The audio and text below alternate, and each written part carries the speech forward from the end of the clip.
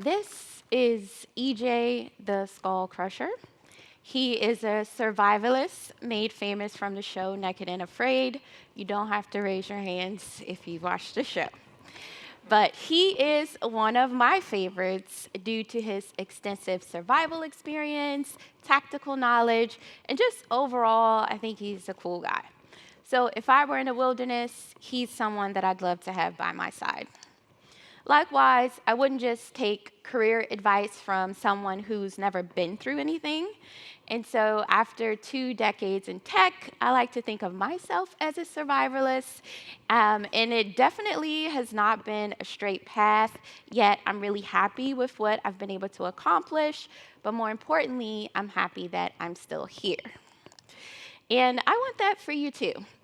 Working in tech has been challenging, advantageous, and quite lucrative, if I'm to be honest. If this is the career that you want, then you deserve to be here to survive and even thrive. But as you get higher to the top, the path to success might become a bit blurry.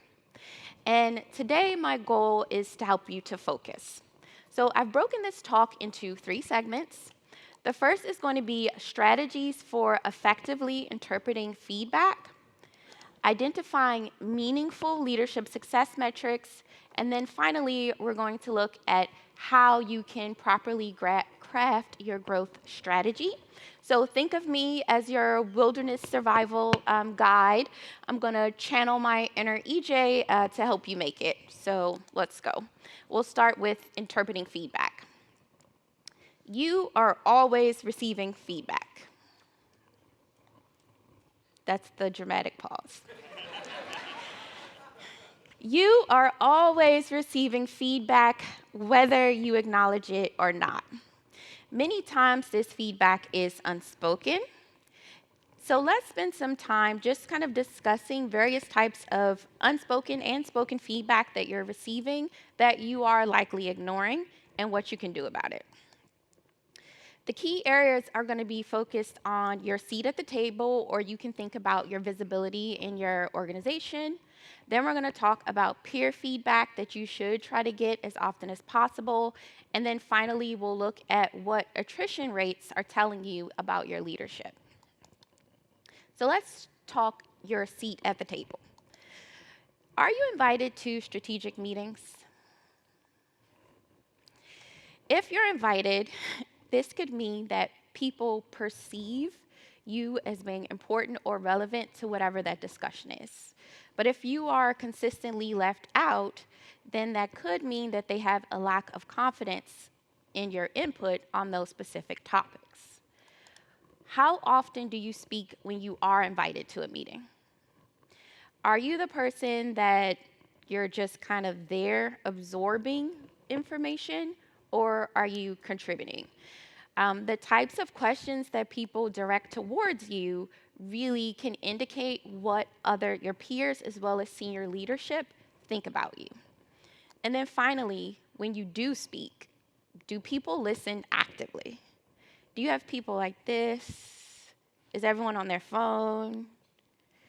Do people just kind of look around as you're talking? Or do they lean in? Do they look at you? Are they really actively listening to the things that you say? Or are they kind of just like, tip-tapping. Maybe there's some tension that you need to like kind of pick up is happening. All of these things, they're unspoken. So when we hear that word strategic, honestly, I've heard it so often that I practically don't even like it anymore. But it is a word that's always thrown about when we talk about someone in a company. They're either strategic or you're not. And in essence, being strategic, just focus on those kind of bold words, is that you make deliberate decisions. It helps the organization achieve its long-term goals. And you're aware of what's going on in the rest of the world, the rest of the market, the rest of the industry. That's how you can think of being strategic. So here's some examples. As an engineering leader, you invest in a cost-effective data warehouse. That can be considered a strategic initiative. That may help the company save money in the long term.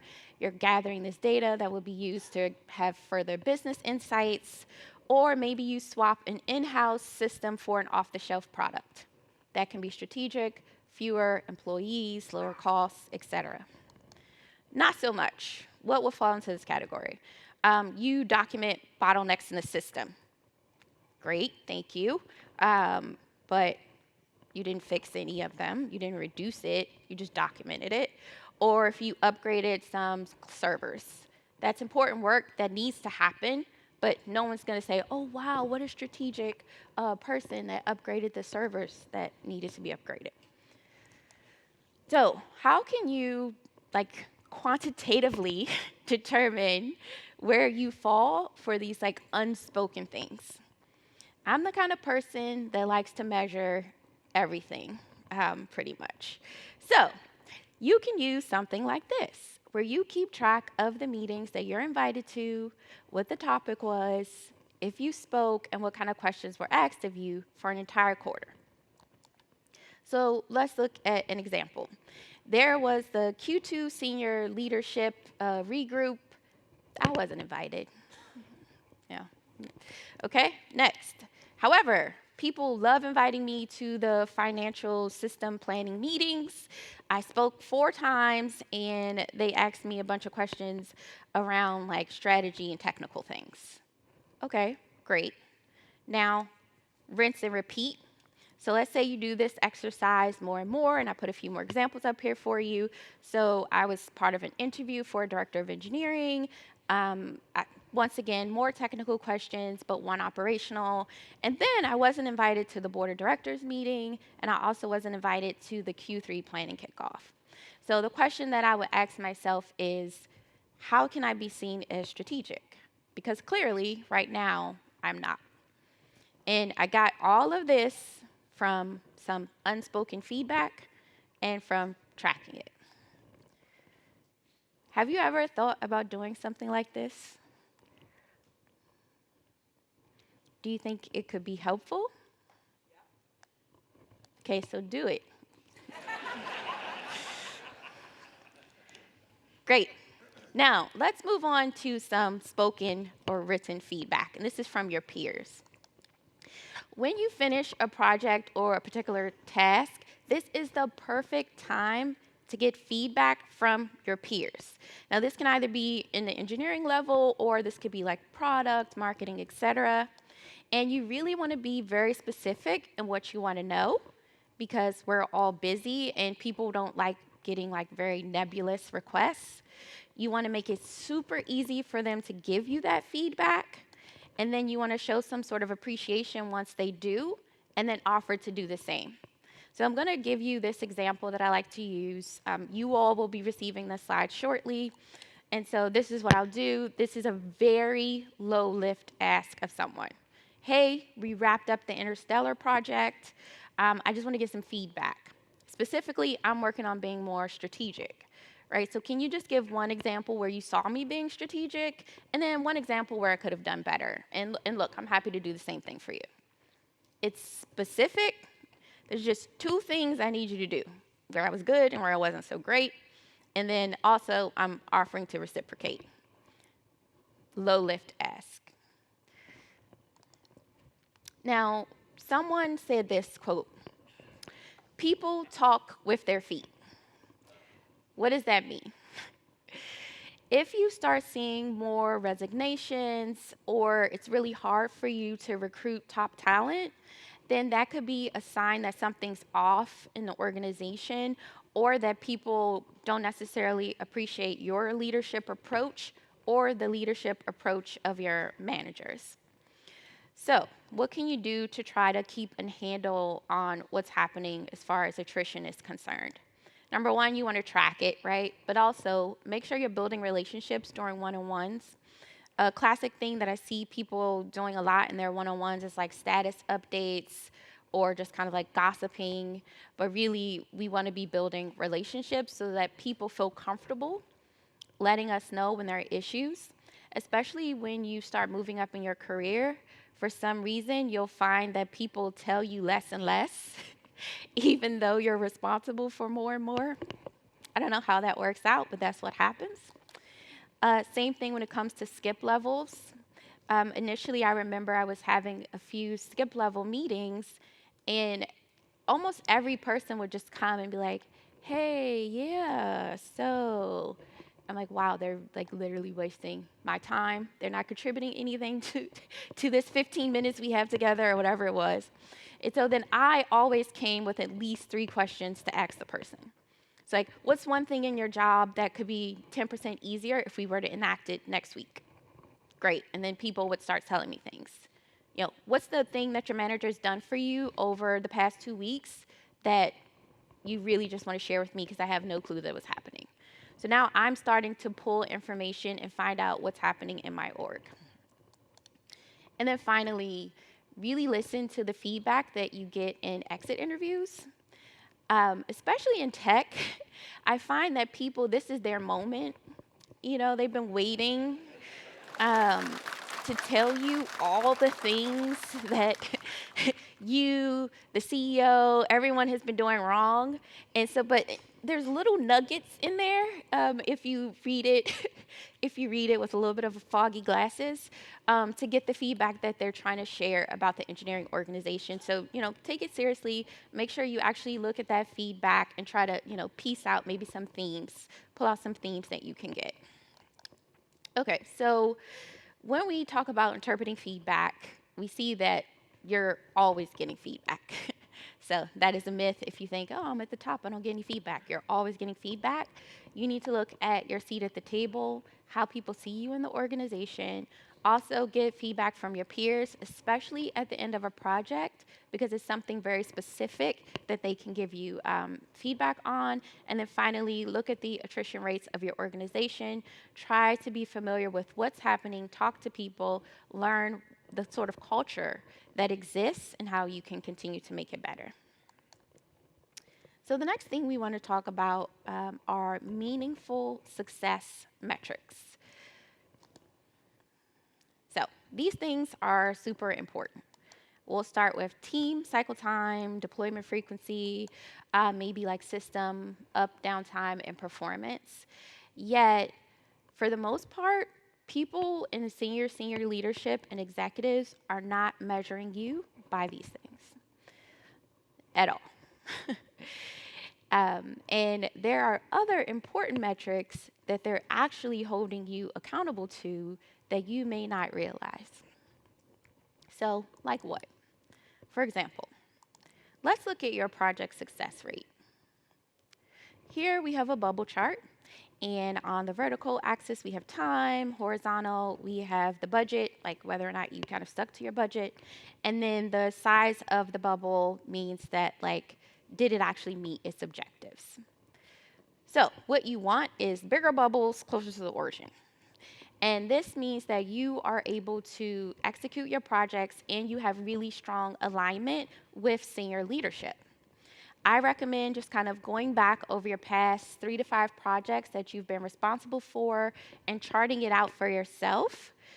If you notice that there's just a bunch of teeny tiny bubbles and they're like higher up on the axis, then you have to pause and assess what's going on with your organization. So I just want to just kind of let this one marinate a little bit. So this is the project success rate. This is what they're judging you on. Okay, let's look at another one. CSAT. I remember the first time I heard about CSAT, and I was like, I don't care. That was the initial reaction back when I was, an engineering manager. Anyway, this is another metric that you should care about because we don't develop software for the sake of developing software. We deliver technical solutions to address a customer or business need. Business people love talking about their CSAT scores. It's like programmers and their IDEs. I mean, they will just go on. And like in the Q1, the CSAT was 63, but Well, we're 65 now. Like that's the kind of way people love to talk about it. So paying attention to this will make sure that you're speaking the same language as your colleagues in other departments. So what matters? A score between 50 and 70, that's decent. Anything above 70 is quite good, which is weird when you think about a scale of 100, but this is CSAT. This is not, whatever programming. So you should care about this metric. And here's another one, the cost revenue ratio. This is how you're tracking technology spend against company revenue. So a ratio less than 1 means that your costs are lower than revenue, and that's great. If it's greater than 1, that means that your costs are exceeding revenue, and maybe there's some potential inefficiencies in the engineering org that you can address. And if it's 1, it's pretty much balanced. So this is yet another metric, especially maybe like your CFO, your head of finance. They are looking at these things. They're like, well, normally engineering is one of the most expensive departments in a particular company. And so they're saying to themselves, well, why am I spending 20, 30 million here and our revenue is 30 million? Like, make it make sense. So you really want to pay attention to this ratio. Now, bridging that gap between business and technology is really critical to your growth as a senior leader. Does anyone know what this is? Yeah, it's like a multi-tool, right? It can do almost anything. It can cut rope. You could use it to prepare food when you're out in the wilderness, if you ever happen to be in the wilderness. You can cut small branches for firewood. It does so many things. Likewise, that's what people are really expecting of engineering leaders today. They want us to just do everything. So how can we sort of grow? Here we have pictured a map and a compass. They both can be used for navigation, but what is the key difference? Anyone shout it out. What would you say? What's the key difference? A map and a compass. Someone says like direction. Okay, you all don't use maps. Okay, someone said you need both. Okay, great, right? Okay, so think of it this way. A map kind of shows you where you are and where you want to go, and then the compass makes sure you're staying in that same direction, right? So you need both if you want to navigate effectively. So let's start with a map. You already done the easy part. You know where you are, hopefully. So where do you go? The first thing is to identify the gaps that you have. And one of the best ways to do that is with a red, green, yellow exercise. I personally love doing this for myself and for my managers. And I'll say, look, grab 3 job listings, maybe 1 that's the same as what you have now, and 2 for the next level. Go through and rate how you're measuring up on this red, green, yellow scale. So red, you don't have this. Green, you have at least 2 to 3 examples. And yellow, maybe you do it a little bit or you've done it once. And then you can identify gaps and take action. So for example, have I been doing this for 10 years? Yep, great. Do I do front end and back end? Oh, actually, I've only been running front end teams. Okay, so I'm going to say that's yellow. Customer obsessed product development? No, okay, fine. And you kind of go through this whole thing, red, green, yellow. Do this for all of the different job listings that you've selected, and now you can identify your gaps. So I might say, oh, it looks like public speaking is one of my gaps. Okay. I need to have more front-end experience because I only have back-end experience. Or I need to be more strategic. There's that word again, strategic. Okay, that's something else that I want to be able to focus on in the future. Here's another quote for you. This one is used to highlight the importance of doing things differently, taking a chance. I remember at one point in my career, I decided I was going to be a senior engineering manager. So I started reading these books. I was watching all these conference talks. I'm just like listening to podcasts as I fold my clothes. I went all in. And I told one of my coworkers, like, look at all this stuff I've been learning, because one day I am going to be a senior engineering manager. And I'll never forget this. He just looked at me. He said, Annyce, you could be a senior engineering manager right now if you really wanted to. In fact, you could be the CTO. Just believe in yourself. And I know that felt super Dr. Seuss, but it really touched me. And, am I saying that just believe hard enough and then you can be anything? No. But what I am saying is that many opportunities that come your way are the result of being in the right place at the right time.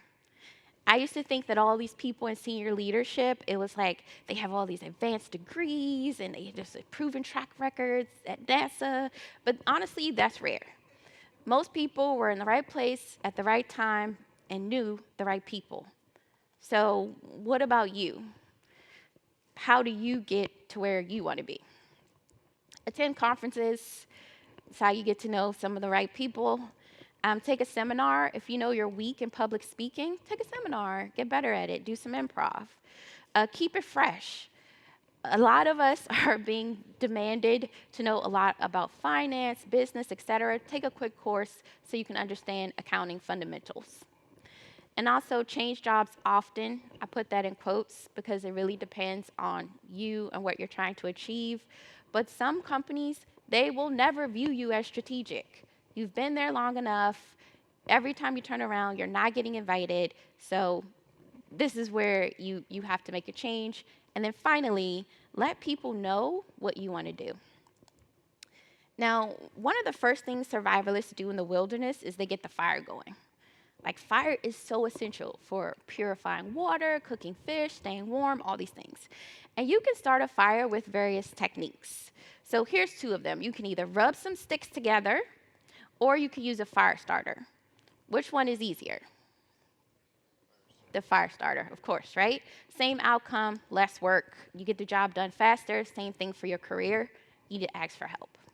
So, that being said, thank you for coming on this adventure with me today, where we've gone beyond the keyboard. We've looked at feedback, success metrics, continuous growth, and I really hope that you all continue to survive and thrive.